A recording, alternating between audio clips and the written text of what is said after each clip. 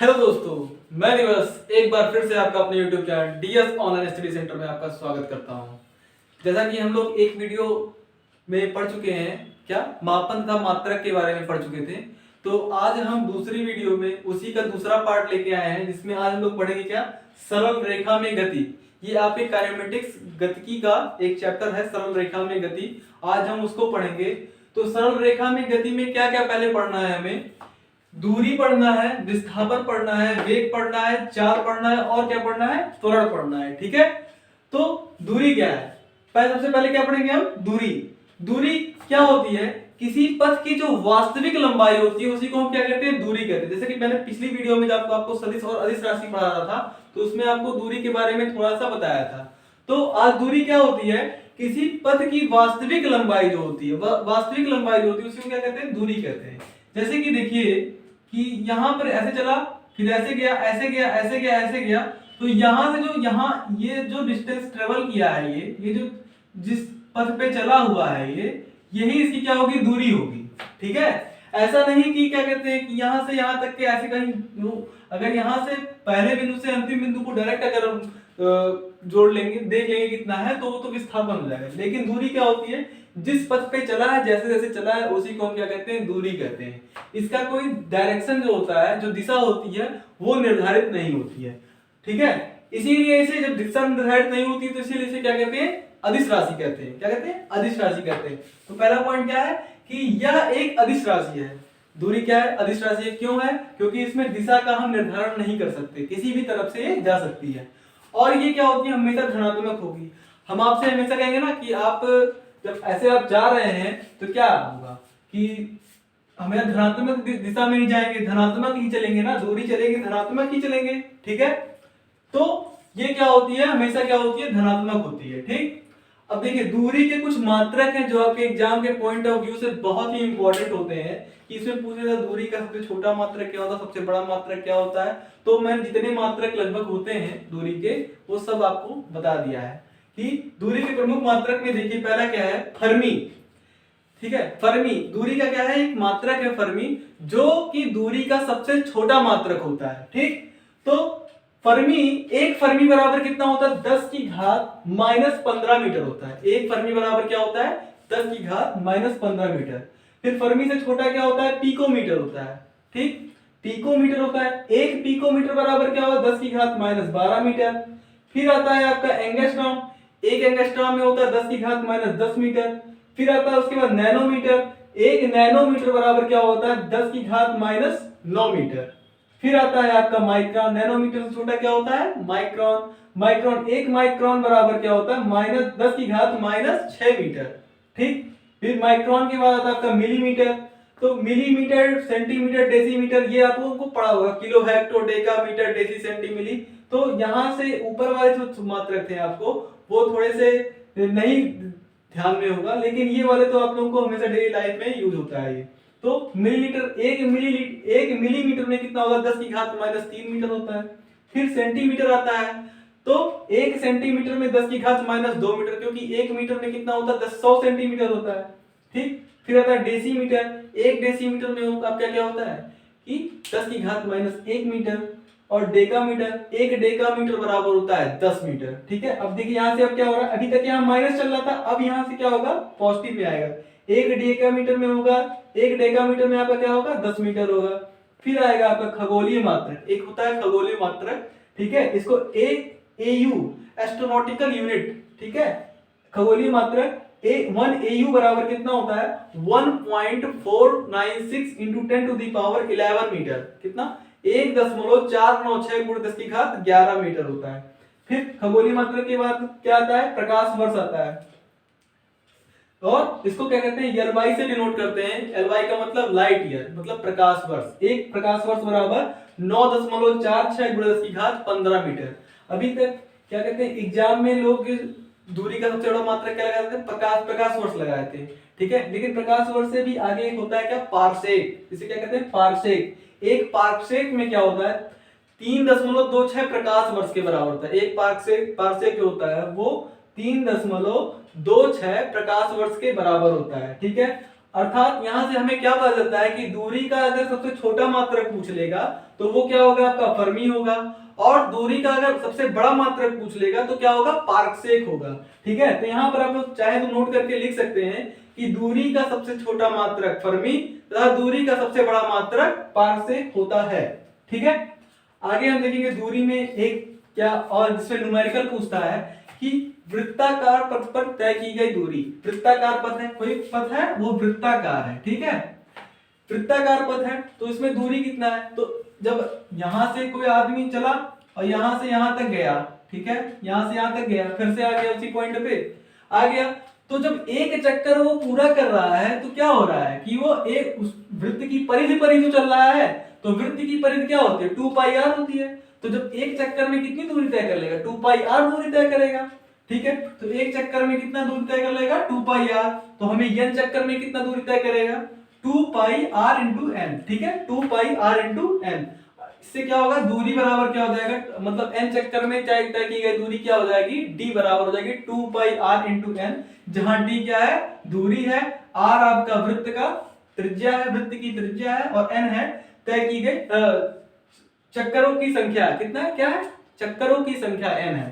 ठीक, अब देखिए इस पे न्यूमेरिकल किस तरह से पूछता है कि 5 मीटर, ये m का मतलब मीटर, 5 मीटर वृत्त की त्रिज्या में कोई व्यक्ति 440 मीटर की दूरी तय करता है, उसके द्वारा लगाए गए यहाँ पर गए छूट गया है, गए चक्करों की संख्या क्या होगी।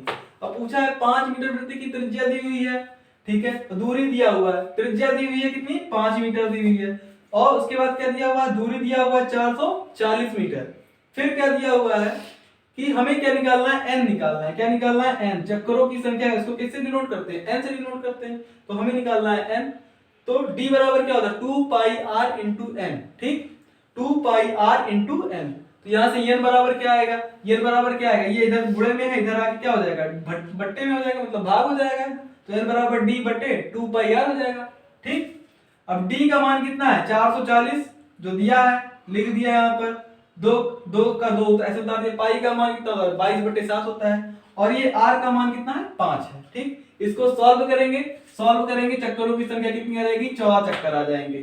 ठीक है, इसको सॉल्व करेंगे, आप लोग सॉल्व करके इसको देखेंगे, 14 चक्कर आएंगे। मैंने सॉल्व किया है, लेकिन आप लोग अपने से इसको कैलकुलेशन को खुद ही मजबूत करना पड़ता है। ठीक है, ठीक है, अब क्या है, दूरी हमने पढ़ लिया, दूरी में जिस तरह से क्वेश्चन बन सकते थे, दूरी को मैंने बता दिया। अब पढ़ेंगे अगला टॉपिक, विस्थापन। विस्थापन क्या होता है, विस्थापन भी एक तरह की दूरी ही होती है, लेकिन विस्थापन में क्या होता है कि वस्तु की प्रारंभिक स्थिति और अंतिम स्थिति के बीच की जो दूरी होती है उसी को हम लोग क्या कहते हैं, विस्थापन। जैसे यहाँ पर चल रहे थे, यहाँ पर ऐसे, यहाँ से गए यहाँ से गए, यहाँ से गए, यहाँ से गए। अब यहाँ से हम अगर एक सीधी रेखा ऐसे देखेंगे, इसे यहाँ तक बढ़ा दीजिए, इसको सीधी रेखा अगर देखेंगे, यहाँ पहले बिंदु से अंतिम बिंदु के सीधी रेखा में जो दूरी होती है उसी को हम क्या कहते हैं, विस्थापन कहते हैं, उसी को क्या कहते हैं, विस्थापन। ठीक है, उसी को हम लोग क्या कहते हैं, विस्थापन। ठीक है, तो वस्तु की अंतिम तथा प्रारंभिक बिंदु की न्यूनतम दूरी विस्थापन कहलाती है। इसे हम किससे प्रदर्शित करते हैं, यश से प्रदर्शित करते हैं। इसे किससे प्रदर्शित करते हैं, यश से प्रदर्शित करते हैं। अब देखिए विस्थापन हुआ, विस्थापन की दिशा भी निश्चित होगी, दूरी ऐसे से चली है, लेकिन विस्थापन की क्या होगी, दिशा निश्चित होगी कि हाँ इसी डायरेक्शन में गया विस्थापन, इसलिए यह क्या होगी, एक सदिश राशि होगी, क्योंकि इसका दिशा क्या होता है, आपका दिशा इसका क्या होता है, हमें पता होता है। ठीक, इसलिए क्या होगी, आपकी सदिश राशि होगी। दो बिंदुओं के बीच की दूरी अनेक हो सकती है। ठीक है, दो बिंदुओं के बीच की दूरी, अगर इस और इस बिंदुओं के बीच की दूरी हमको निकाली तो अनेक हो सकती है। पहले यहाँ गया, एक बिंदु यहाँ बन गया, एक बिंदु यहाँ बन गया, एक बिंदु यहाँ बन गया, एक बिंदु यहाँ, अनेक हो सकती है। ठीक है, बीच की दूरी अनेक होती है, परंतु विस्थापन सदैव क्या होगा, एक होगा। क्यों, अब पहले बिंदु से अंतिम बिंदु तक जब पहुंचा है वो, तो वहां पर विस्थापन केवल क्या हो रहा है, एक ही तक दिखा रहा है। ठीक है, विस्थापन केवल एक होगा। और तो और देखिए विस्थापन जो होता है, अर्थात इससे क्या पता चलता है कि विस्थापन जो होता है वो दूरी से छोटा या उसके बराबर हो सकता है। ठीक है, दूरी से छोटा, बराबर भी हो सकता है और निगेटिव में भी हो सकता है। देखते हैं भी, यदि वस्तु सीधी रेखा में गतिमान है, अगर वस्तु सीधी रेखा में चल रही है, वस्तु अगर ऐसे सीधी रेखा में चल रही है, ठीक, तो दूरी और विस्थापन क्या होंगे, दोनों बराबर होंगे। दूरी और विस्थापन क्या होंगे, दोनों बराबर होंगे। ठीक है, और विस्थापन जो होता है वो पॉजिटिव मतलब धनात्मक, ऋणात्मक और जीरो तीनों हो सकता है। कैसे हो सकता है जीरो? देखिए अगर हम यहां से गए ऐसे ऐसे, तो ये जो दूरी है, ये विस्थापन जो है ये क्या हुआ? पॉजिटिव आया ना, धनात्मक दिशा में चल रहा है। अब देखिए दूरी तो नहीं ना, दूरी लेकिन नहीं, दूरी तो पॉजिटिव हमेशा रहती है, दूरी हमेशा कभी नेगेटिव हो नहीं सकती। अब देखिए ऐसे गए, ठीक। अब देखिए क्या हुआ, अब हम यहां से इस बिंदु पे चले आए, ठीक है, यहां से इस बिंदु पे चले आए, इधर चले आए। दूरी तो हमेशा इधर ही से ऐसे नापा जाएगा, लेकिन विस्थापन क्या होगा? वो इधर से इधर नाप जाएगा, इसलिए क्या हो गया? नेगेटिव, उल्टा आ गया थोड़ा सा, ठीक है। और देखिए अब जीरो कैसे हो सकती है? जीरो अगर कोई वृत्तीय पथ है, ठीक है, उसमें क्या हुआ? यहां से चलना शुरू किया, यहां पर फिर आ गया, खत्म हो गया। तो इन दोनों बिंदुओं के बीच में विस्थापन कुछ हुआ? नहीं ना हुआ विस्थापन, इसलिए विस्थापन क्या हो जाएगा? शून्य हो जाएगा, जीरो हो जाएगा, ठीक है। आप लोगों को समझ में आ गया होगा। अगर नहीं समझ में आया होगा तो कमेंट बॉक्स में कमेंट करके एक बार बता दीजिएगा कि यहाँ पर हमें नहीं समझ में आया, फिर मैं आपको नेक्स्ट वीडियो में वो चीज फिर से दोबारा समझा दूंगा, ठीक है। आगे हम लोग पढ़ेंगे क्या? चाल के बारे में पढ़ेंगे, चाल पढ़ेंगे। तो चाल क्या होता है? एकांक समय में चली गई दूरी जो होती है उसी को हम क्या कहते हैं? चाल कहते हैं। एकांक समय में चली गई दूरी क्या होती है? चाल होती है। मतलब समय अगर एक सेकंड में जितना भी दूरी तय कर लेगा उसी को हम क्या कहेंगे? चाल कहेंगे, ठीक है। चाल का मात्रक जो होता है वो मीटर पर सेकंड होता है, मैंने आपको पिछली वीडियो में बताया है। और विमा क्या होती है? LT-1 होती है। ये भी चाल का विमा भी आपको बताया था। वेग का विमा और चाल का विमा दोनों बराबर होता है, ठीक है। तो चाल की विमा और मात्रक आपको पता चल गया। चाल भी सदैव क्या होती है? धनात्मक होती है। चाल क्या होगी? हमेशा धनात्मक दिशा में ही होगी, ठीक है, धनात्मक दिशा में होगी। और धनात्मक दिशा में होगी, लेकिन चाल की दिशा निर्धारित नहीं की जा सकती, इसलिए यह क्या है? एक अदिश राशि है। चाल की दिशा निर्धारित नहीं की जा सकती, इसलिए क्या है? ये अदिश राशि है। एक चाल में एक टॉपिक आता है औसत चाल आता है। औसत चाल बराबर होता है कुल दूरी बटा कुल समय। लेकिन औसत चाल का जो डिटेल वीडियो है मैं इसको नेक्स्ट वीडियो में आपको डाल के दूंगा, क्योंकि इस पे थोड़े न्यूमेरिकल मुझे कराने हैं, ठीक है। तो इसको मैं नेक्स्ट वीडियो में बना के दूंगा, इसका औसत चाल पे, ठीक है। तो औसत चाल को हम नेक्स्ट वीडियो में पढ़ेंगे। आज ये वेग और त्वरण थोड़ा दो टॉपिक और है उसको पढ़ लेते हैं, फिर औसत चाल को हम नेक्स्ट वीडियो में पढ़ेंगे। तो वेग पढ़ते हैं। वेग क्या होता है? एकांक समय में हुए विस्थापन। अब देखिए चाल में क्या था? दूरी था, दूरी जो कि एक अदिश राशि है। आपको बताया था दूरी क्यों अदिश राशि है, ठीक है। चाल और वेग में यही संबंध, यही अंतर है कि चाल में दूरी से नापा जाता है चाल को, और वेग को विस्थापन से नापा जाता है, ठीक। तो एकांक समय में हुए विस्थापन को हम क्या कहते हैं? वेग कहते हैं। एकांक समय मतलब एक सेकंड में जितना भी विस्थापन हुआ उसी को क्या कहेंगे? वेग कहेंगे, ठीक, वेग कहेंगे। इसमें एक नोट पॉइंट क्या है? किसी वस्तु का वेग चाल या दिशा है, मतलब किसी वस्तु का अगर वेग हमको बदलना है तो हम उसमें क्या क्या कर सकते हैं? एक नंबर पे हम क्या कर सकते हैं? चाल को अगर बदल दें तो वस्तु का वेग क्या होगा? बदल जाएगा।